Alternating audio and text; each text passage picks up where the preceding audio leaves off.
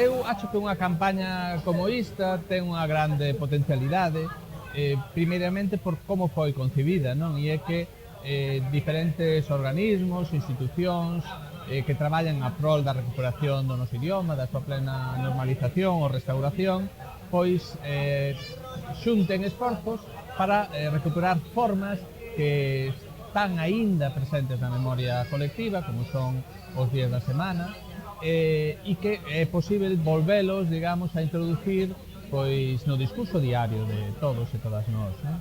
Non é algo totalmente imposible, non é algo imposible, así se demostrou tamén cando se recuperaron formas do galego tradicional, do galego real, que estaban un pouco desplazadas pola presión do castellano, non?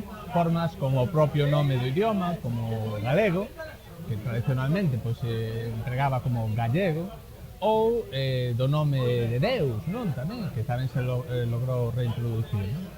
Entón, creo que esforzos como estes valen a pena realmente, vale a pena que sigamos traballando conxuntamente, que hai moitas máis cousas que nos unen das que nos separan a todas as persoas, a todas as organizacións, a todas as institucións que traballamos a prol do noso idioma, e que ese esforzo debe levarse tamén, como se está facendo, pois a quen é o futuro do idioma, non? Que son as crianzas, os nenos e as nenas galegas.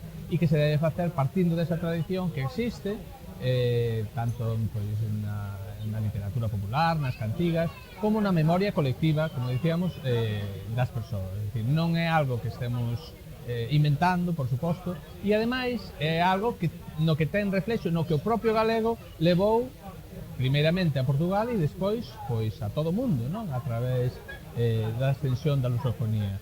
Permítenos, por tanto, recuperar o noso e, por outra parte, proxetarnos internacionalmente, que é unha das grandes obxectivos e unha das grandes posibilidades, oportunidades que o galego presenta neses momentos para todos e todas nós.